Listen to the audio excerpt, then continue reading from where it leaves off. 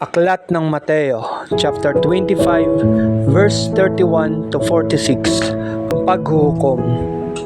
Sinabi ni Jesus, "Darating ang anak ng tao bilang hari, kasama ang lahat ng anghel, at luluklok sa kanyang maringal na trono.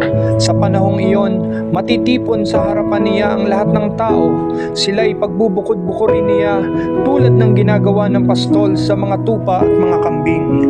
Ilalagay niya sa kanyang kanan ang mga tupa at sa kaliwa ang mga kambing.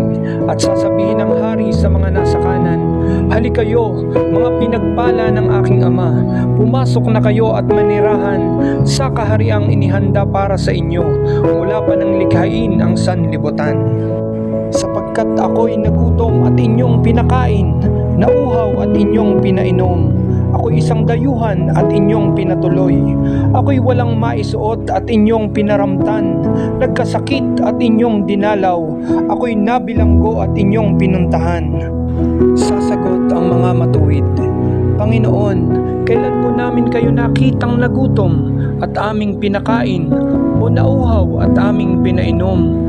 Kailan po kayo naging dayuhan at aming pinatuloy, o kaya'y walang maisuot at aming pinaramtan? At kailan po namin kayo nakitang may sakit o nasa bilangguan at aming dinalaw?" Sasabihin ng hari, "Sinasabi ko sa inyo, nang gawin ninyo ito sa pinakahamak sa mga kapatid kong ito ay sa akin ninyo ginawa."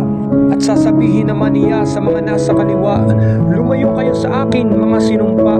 Kayo'y pasaapoy na di mamamatay, na inihanda para sa dyablo at sa kanyang mga kampon.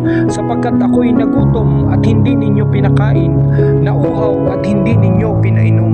Ako'y naging isang dayuhan at hindi ninyo pinatuloy. Ako'y nawala ng maisuot at hindi ninyo pinaramtan. Ako'y may sakit at nasa bilangguan at hindi ninyo dinalaw." At sasagot din sila, "Panginoon, kailan po namin kayo nakitang nagutom, nauhaw, naging dayuhan, nawala ng maisuot, may sakit o nasa bilangguan at hindi namin kayo pinaglingkuran?" At sasabihin sa kanila ng hari, "Sinasabi ko sa inyo, nang pagkaitan ninyo ng tulong ang pinakahamak sa mga ito, ako ang inyong pinagkaitan. Itataboy ang mga ito sa kaparusahang walang hanggan. Ngunit ang mga matuwid ay tatanggap ng buhay na walang hanggan." Amen.